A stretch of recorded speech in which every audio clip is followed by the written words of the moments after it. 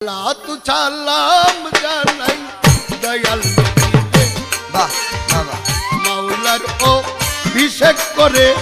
ঈদে গাজীরে বাবা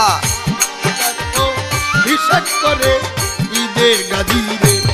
ও তোর তো সালাম জানাই দয়াল নবীরে মাওলার অভিষেক করে